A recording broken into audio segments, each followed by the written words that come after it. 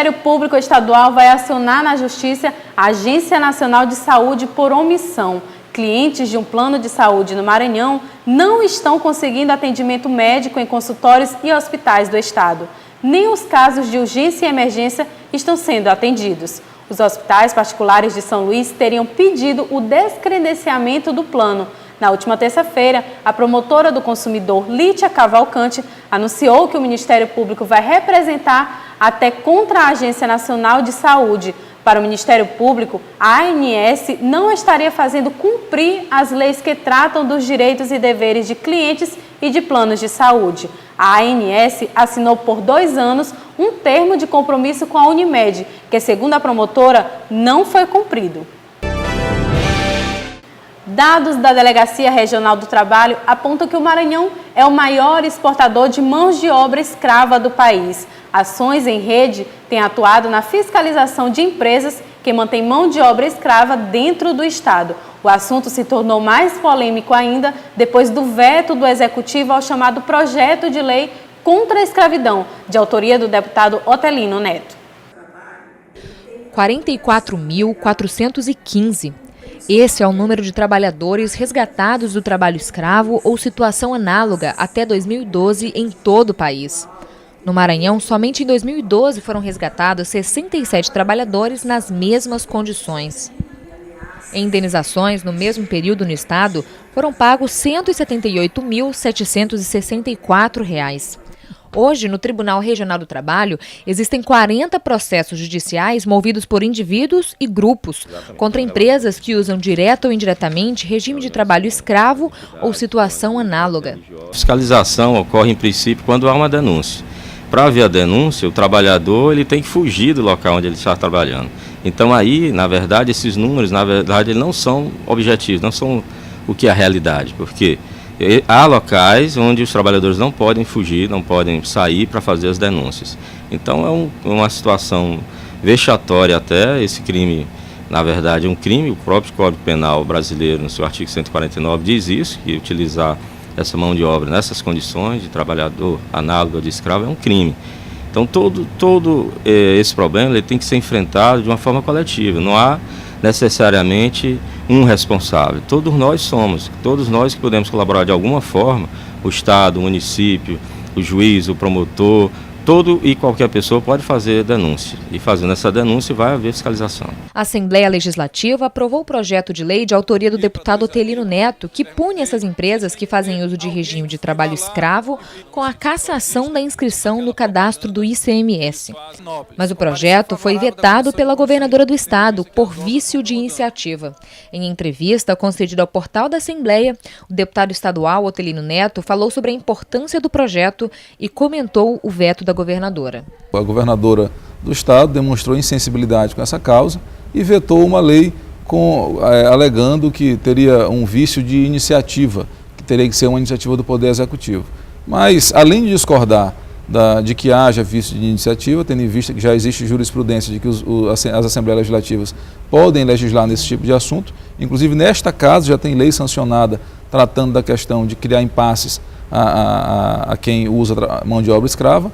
E a governadora deu um péssimo sinal e deu uma péssima notícia para o Brasil. E, infelizmente, mais uma vez, por conta desse veto da governadora, o Maranhão virou destaque nacional de forma negativa. O próximo passo é convencer os colegas deputados a derrubar o veto da governadora para que esta Assembleia não fique exposta, como já ficou a governadora do estado. Assim, a Assembleia mostra que tá prestando atenção na história, está querendo continuar sendo vanguarda e corrige uma distorção criada, infelizmente, pelo Executivo. Se aprovada a lei, as medidas devem inibir empregadores e contribuir para a erradicação do trabalho escravo no estado.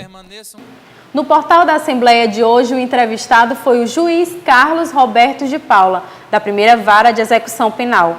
O juiz falou sobre a situação do sistema carcerário no estado. Confira um trecho da entrevista. Doutor Carlos Roberto de Paula, o problema estaria na legislação ou na efetivação dessa legislação na prática? Eu acho que a questão maior está na efetivação da legislação. A legislação por si só, eu acho que ela possibilita que haja punição por parte do Estado em razão daqueles que cometem delitos.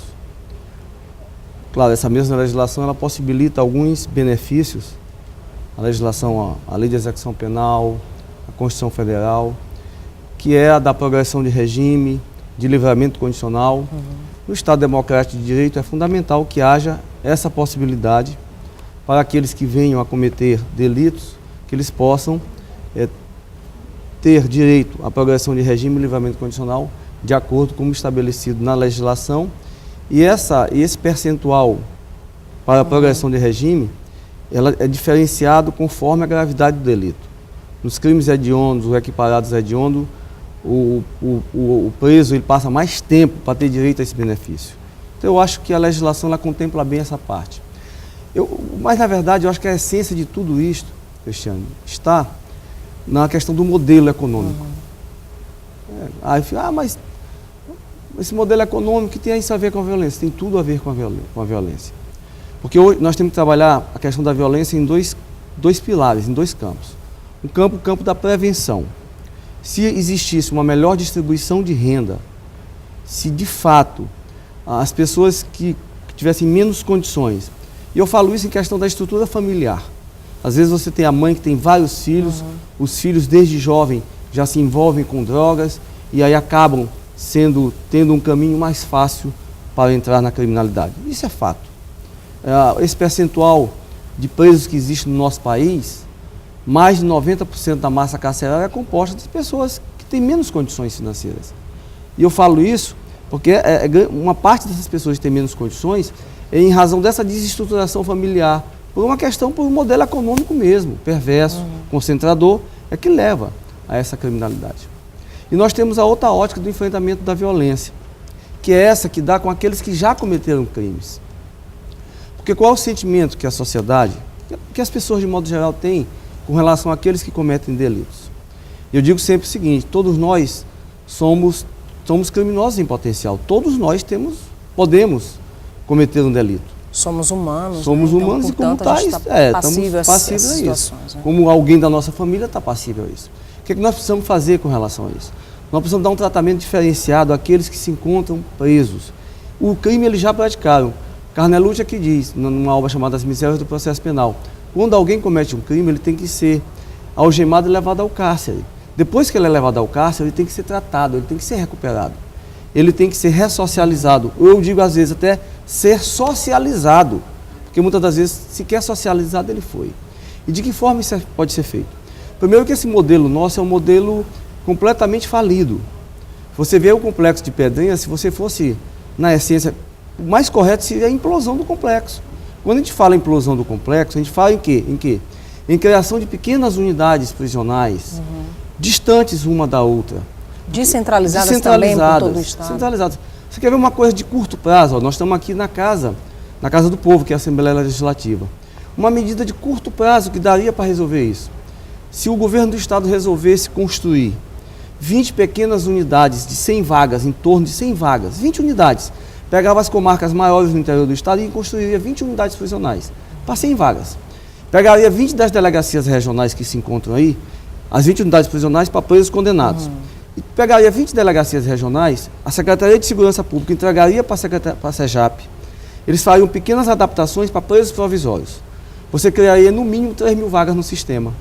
A nossa população carcerária é uma população pequena. Nós temos aí em torno de 5.500, 6 mil presos no estado todo. Só para você ter uma ideia, em São Paulo agora, na saída temporária de São Paulo, só na saída temporária agora dos dias dos pais, saíram 7 mil presos. Quem saiu na saída temporária de São Paulo é mais do que a população carcerária do estado nosso. Então, se nós pensarmos bem, a nossa população é pequena que está no cárcere. O problema é que ela é colocada toda de um local só. Aqui em Pedrinhas, nas unidades, nós temos quase 2.900 presos só aqui. E o mesmo problema se repete quando se fala do cumprimento de medidas socioeducativas, por exemplo. A gente tem um número de menores infratores em cumprimento dessas medidas muito pequeno em relação aos outros estados. A gente não está conseguindo dar conta disso. Não está conseguindo porque não há decisão política de enfrentamento dessa questão, que ela é uma questão importante, séria, mas que não é difícil de ser cuidada. Basta que haja investimento com responsabilidade e descentralizado. Você não pode criar unidades prisionais com mais de 150 presos. Porque você fala, a facção se instala nesta ou naquela unidade. Por quê? Porque você coloca muita gente dentro da mesma unidade. Se para você ter um exemplo, eu fiz uma inspeção semana passada na Cadete, que é a casa de detenção, que ela é para preso em regime fechado. Ela tem uma capacidade para no máximo 300 presos. Ela tem 695. Desses 695, tem 290 e poucos fechados. Então, tem 350 provisórios. Tem mais de 50 semiabertos. Que não deveriam estar lá, né? Na mesma cela, Cristiane, na mesma cela você tem um preso em regime fechado, um preso em regime semiaberto e um preso provisório. Não tem como você fazer um trabalho de ressocialização dessa forma. Então, nós estamos determinando, baixando uma portaria, determinando, e aí atendendo um apelo da Defensoria Pública e do Ministério Público, estabelecendo um prazo para que a SEJAP, ela faça o quê? Ela coloca os presos em regime fechado, todos eles só numa unidade, ou em 2 ou 3, conforme a necessidade de espaço. Mas os presos em regime fechado têm que ficar junto com os de regime fechado. Os de semiaberto vão ficar na penitenciária de Pedrinhas e na unidade do Monte Castelo, que são as 2 para semiaberto. E os provisórios vão ficar nas unidades só para preso provisório. TV Assembleia, o Legislativo até você.